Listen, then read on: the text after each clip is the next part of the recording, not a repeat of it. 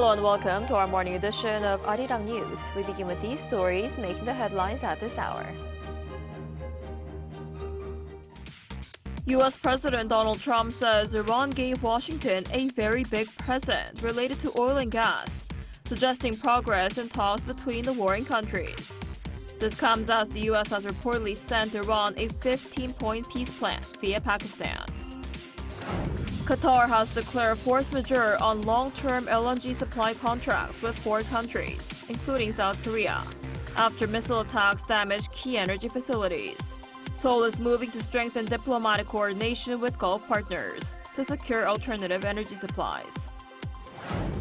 Suspected drug ringleader Park Wang-yeol arrived at Incheon International Airport this morning after being temporarily repatriated from the Philippines. The Korean government had spent 9 years working to bring Park back, who has been serving a 60-year sentence in the Philippines for the murder of 3 Koreans in 2016. We begin with the latest on the Middle East conflict, where diplomacy and military moves are unfolding in parallel. U.S. President Donald Trump says a recent move by Iran could mark a turning point as Washington pushes to bring the war to an end. Our Mullin has the details. U.S. President Donald Trump says negotiations to end the war in the Middle East are already underway and pointed to what he described as a major present from Iran that could signal a path towards de-escalation.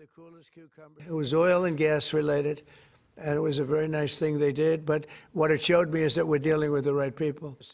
Speaking at the White House on Tuesday local time, Trump said the move was tied to energy flows through the Strait of Hormuz, a critical global oil route that has been severely disrupted during the conflict. He suggested the gesture reflects a broader shift in Iran's approach, saying Tehran is now talking sense in negotiations and has agreed it will never develop a nuclear weapon, something he described as the top condition for any ceasefire. He also argued the conflict has resulted in what he called regime change after repeated U.S. strikes on Iran's leadership. According to the New York Times, Washington has also sent Iran a 15-point proposal aimed at ending the war, addressing key issues such as Tehran's nuclear and ballistic missile programs and the security of key maritime routes. The plan was delivered through Pakistan, which is now emerging as a key diplomatic channel in the conflict.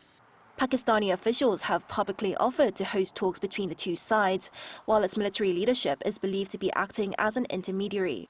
But even as diplomatic efforts ramp up, the U.S. is also reinforcing its military posture in the region. The Associated Press reports that around 1,000 troops from the Army's 82nd Airborne Division are being prepared for deployment to the Middle East in the coming days, adding to thousands of Marines already heading to the region aboard Navy ships. The units are trained for rapid response missions, including securing key infrastructure and operating in hostile territory, highlighting the risk of further escalation even as talks continue. Meanwhile, Iran has indicated it is open to considering proposals for a lasting agreement, according to CNN, but only if they include sanctions relief and guarantees over its right to peaceful nuclear activity. Moon-Hae-ryun, Arirang News. Meanwhile, Qatar has declared force majeure on major LNG supply contracts after missile attacks damaged key export facilities, raising fresh concerns over global energy security. Seoul is now scrambling to secure alternative supplies as disruptions in the Strait of Hormuz threaten prolonged instability in oil and gas markets. Our Lee Seung-jae has more. Qatari state-owned energy company Qatar Energy has declared force majeure on long-term liquefied natural gas supply contracts with South Korea, China, Italy, and Belgium after missile attacks damaged key energy facilities. Strikes last week targeted installations belonging to the company in Ras Laffan, disrupting operations and affecting approximately 17% of Qatar's exports. The clause allows companies to suspend contractual obligations when unforeseen events make performance impossible. Qatar's energy minister said repairs to the damaged LNG facilities could take 3 to 5 years. With energy supplies already affected by the closure of the Strait of Hormuz, South Korea has moved to strengthen diplomatic coordination with Gulf partners. Foreign Minister Choi Hyun held phone talks with Oman's Foreign Minister Badr bin Hamad al Busaidi on Tuesday. and requested cooperation in securing alternative supplies of liquefied natural gas and crude oil. During the call, Cho also thanked Oman for its support for the movement of South Korean peacekeeping troops deployed in the region, as well as for its help evacuating South Korean nationals after the outbreak of hostilities at the end of February. The Omani foreign minister noted that major infrastructure across Gulf countries has suffered damage from recent Iranian attacks and called for Seoul's continued interest and support. Both sides agreed to deepen bilateral ties and cooperate in efforts to restore peace and stability in the Middle East. Lee Seung-jae, Arirang News. The South Korean government will launch an emergency task force to help cushion the economy against the impact of the Middle East crisis. At a briefing this morning, Prime Minister Kim Min-seok said he will lead the Emergency Economic Headquarters, which will bring together the finance, industry, health, and foreign affairs ministers, as well as the chairperson of the Financial Services Commission. The task force will support the implementation of key measures discussed at emergency economic meetings, chaired by President Lee Jae-myung. It's set to begin operations next week and will meet twice weekly. The announcement comes a day after President Lee called for a government-wide emergency response system, warning of growing uncertainty in the supply of crude oil and natural gas amid the conflict in the Middle East.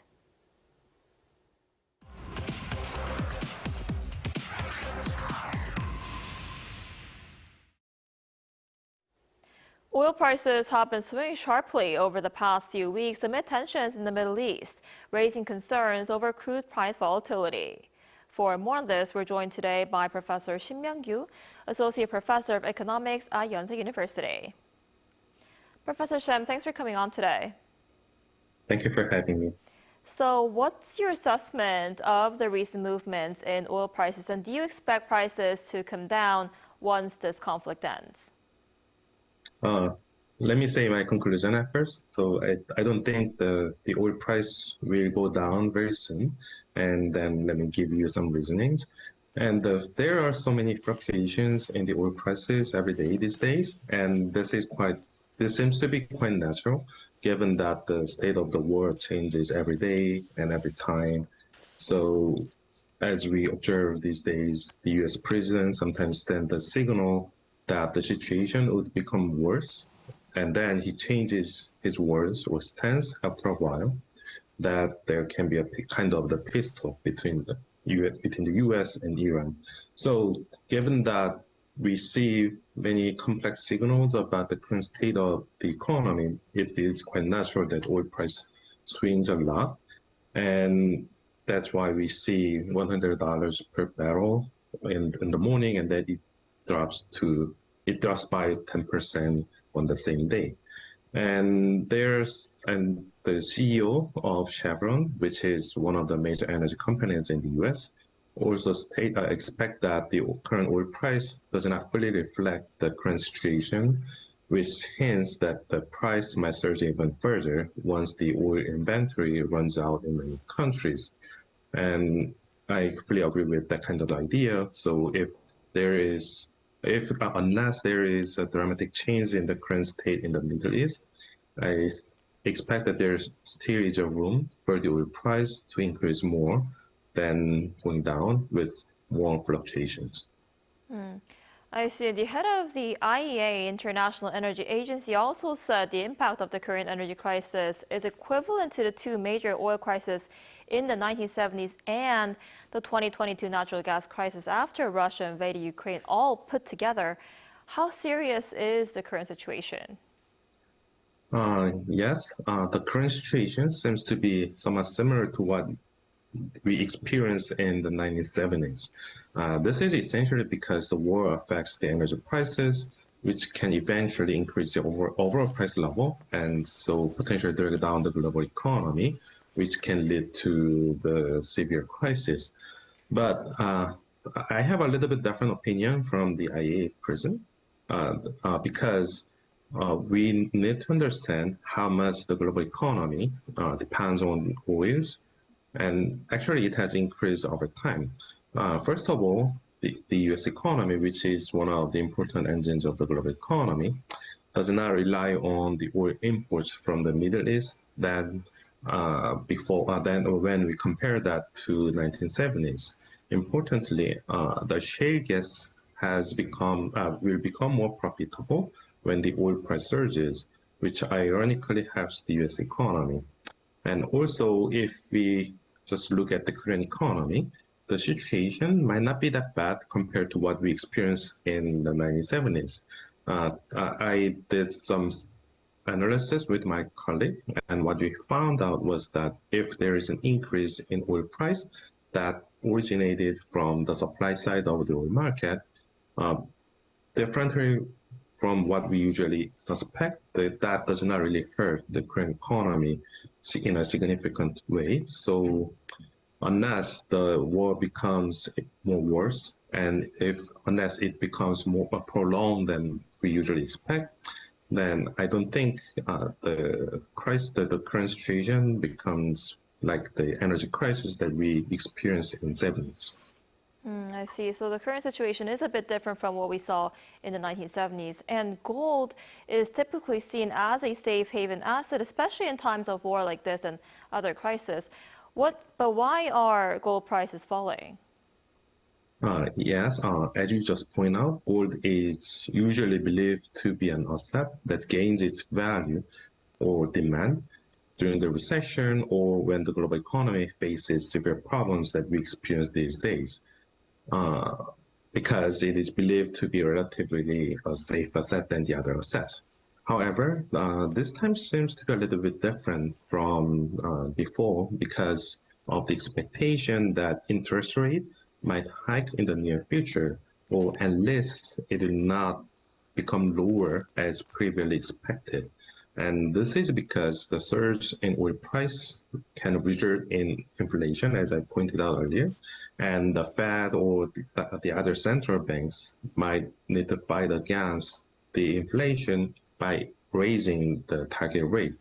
And gold does not yield any interest when you hold it, so demand for it becomes lower when the rate of return for the other assets or any kind of alternative assets increase, which lead to lower gold prices.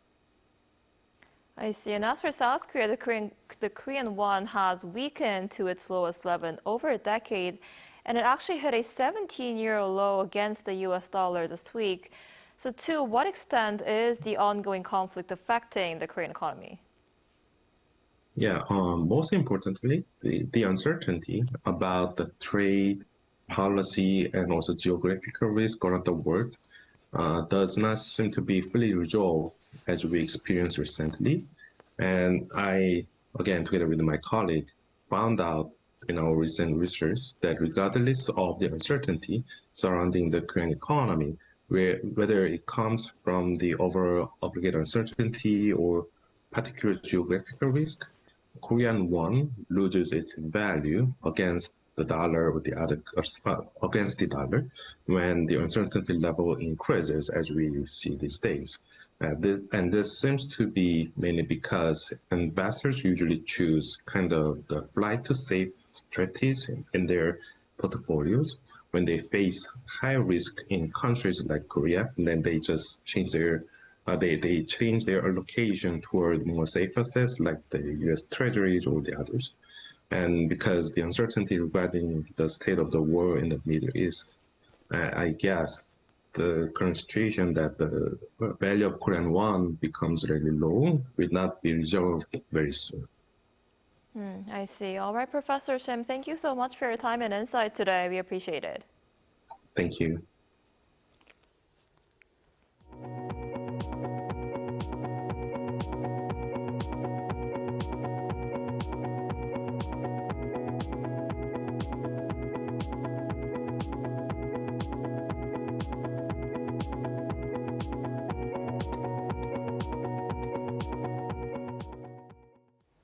Suspected drug trafficking ringleader Park Wang-yeol has been temporarily repatriated to South Korea from the Philippines. Park, who arrived at Incheon International Airport this morning, has been serving a 60-year sentence in the Philippines for the murder of 3 Koreans in 2016. He's also suspected of orchestrating large-scale drug distribution in South Korea through social media, even while behind bars. His return followed a direct request by President Lee Jae-myung during a summit with Philippine President Ferdinand Marcos Jr. earlier this month, which helped resolve the repatriation process after more than 9 years of difficulties. The transfer was carried out under an agreement that allows suspects to be temporarily handed over for criminal proceedings while their trial or sentence is paused in the Philippines, with South Korean authorities now launching a full investigation into Park. Meanwhile, the cabinet has approved 2 bills aimed at stripping prosecutors of their investigative powers. The bills stipulate creating 2 new agencies, one that will exclusively handle investigations under the Interior Ministry and the other in charge of indictments under the Justice Ministry. The investigation agency will look into 6 major crimes, including corruption and those related to the economy or drugs. The current prosecutor's office will be abolished in October, the first major change in 78 years, following decades of debate over readjusting the prosecutor's powers. The legislation was led by the ruling Democratic Party amid objections from the main opposition People Power Party. On the cultural front, Netflix says 18.4 million viewers worldwide tuned in to watch BTS comeback stage during the live broadcast of BTS Comeback Live Arirang on Saturday. According to Netflix on Tuesday, the program ranked in the weekly top 10 in 80 countries, while reaching number 1 in 24 countries, including South Korea, Mexico, and Japan. The figures include audiences who watched the initial live stream as well as those who streamed the performance again within the following day. BTS fever is spreading beyond the concert stage in Seoul. Museums are welcoming global fans with special exhibitions and events. Our Chung Il-im shows us how. BTS's comeback show may be over, but fans can relive the energy in Seoul. Following the weekend concert, major national institutions are welcoming the influx of global fans with special exhibitions and events incorporated with Korean culture. At the National Museum of Korea, fans can view traditional artifacts such as the 10-story stone pagoda and moon jar, pieces known to have captured the BTS members' interest, with an English guide provided. But the experience goes beyond the exhibits. A major highlight is the exclusive collaboration between BTS's 5th album Arirang and the museum's official merchandise brand Mute. Fans have been buying items ranging from traditional Korean-themed hairpins to modern clothing and bags, blending Korea's rich heritage with the group's new music. I think that's the highlight. Like they try to incorporate the national treasure, if I'm not mistaken, like the bell, into the merch. So I think it's a really nice touch. Also Korean, also BTS. Over at the National Folk Museum, games that members actually played from the popular YouTube show Run BTS have been brought to life. The outdoor K-playground offers tourists a chance to try their hand at traditional games like spinning tops or 팽이, 투호, 제기차기, and 딱지치기. Visitors laugh and show enthusiasm for Korea's oldest games. Bullseye or not, games like 투호 and spinning tops offer a truly unique experience. By playing traditional Korean games, fans aren't just having fun. They're connecting with their favorite stars on a whole new level. Over at the National Museum of Modern and Contemporary Art's dedicated listening space, Love Quarter, fans dive into a completely different vibe. Bathed in blue light, the space is filled with BTS's new title track, Swim. Paper installations move with the wind like ocean waves, giving visitors the surreal sensation of swimming through the music as they read the lyrics surrounding them. It's great. I mean, it has like a lot of like the lyrics, and it's really nice to see it. It really feels like you're in the ocean, so like it's a very immersive experience.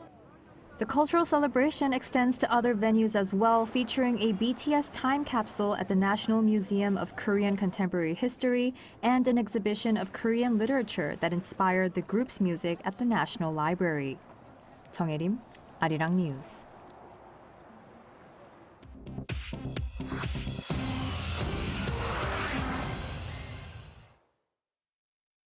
Good morning, I'm Chu Ji-hyun, and this is The World Now. Russia launched its largest daytime drone assault of its war with Ukraine on Tuesday, killing 3 people, wounding dozens, and damaging a UNESCO World Heritage Site in western Ukraine.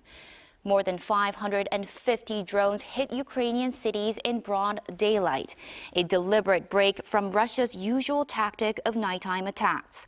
Combined with an overnight bombardment of missiles and hundreds more drones, Russia sent nearly 1,000 long-range drones into Ukraine in under 24 hours. In the western city of Lviv, closer to Vienna than to the front lines, 22 people were injured, and a centuries-old monastery in the city center was damaged. In Ivano-Frankivsk, a drone strike killed a soldier and his daughter. President Zelensky, in his nightly address, called the scale of the attacks proof that Russia has no intention of ending the war. Traders placed $500 million on oil prices falling exactly 15 minutes before President Trump announced a delay to strikes on Iran's energy infrastructure. At 7:49 p.m. Korean time on Monday, traders moved over 5,000 lots of Brent and WTI crude futures. 15 minutes later, Trump posted on Truth Social that constructive talks with Tehran were underway and oil prices collapsed 15% in minutes.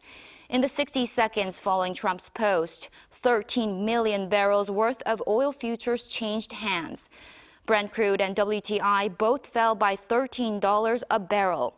The Securities and Exchange Commission, the Commodity Futures Trading Commission, and the White House all declined to comment on the spike in trades ahead of Trump's post. It remains unknown who placed the trades. Oil prices are still more than 40% above pre-conflict levels, with roughly 1/5 of the world's daily oil supply cut off by the war in the Middle East.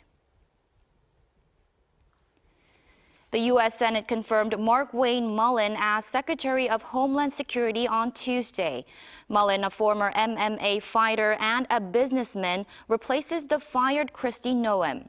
He signaled during his confirmation hearing that he would scale back some of Noem's most aggressive immigration tactics, including warrantless entries into private homes. Public support for the Trump administration's immigration crackdown has dropped in recent months, and the White House has privately signaled a shift in messaging away from mass deportations and toward targeting criminals. Liverpool superstar Mohamed Salah announced Tuesday that he will leave Liverpool at the end of this season, ending a 9-year run that made him the 3rd highest scorer in the club's history. The 33-year-old Egyptian forward scored 255 goals in 435 appearances for the club, winning 2 Premier Leagues and a Champions League. Liverpool confirmed the departure, calling Salah one of the greatest players in the club's history. Salah and the club reached an agreement over his exit 1 year before his contract was set to expire. This follows a public falling out with manager Arne Slot that included Salah telling reporters the club had thrown him under the bus. He has yet to announce his next move.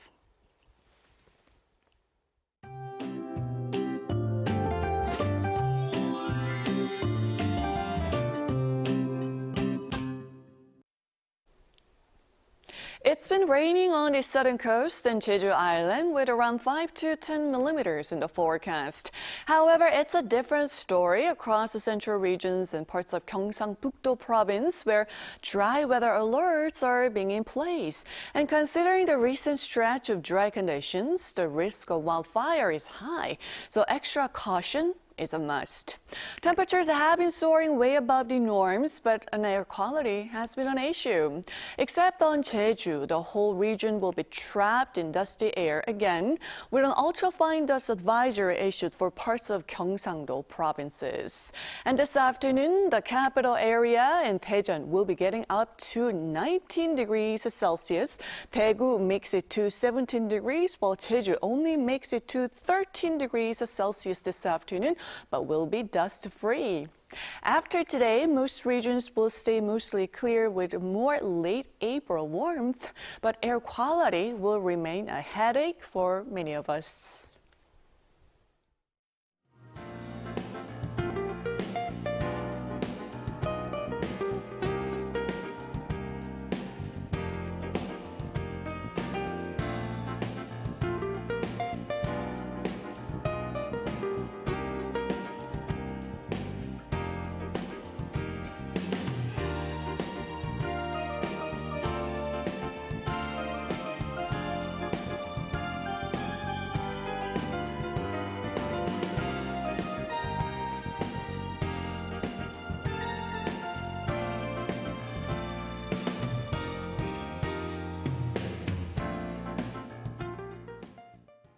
That's all we have for this morning. Arirang News will be back at noon Korea time. Thanks for watching.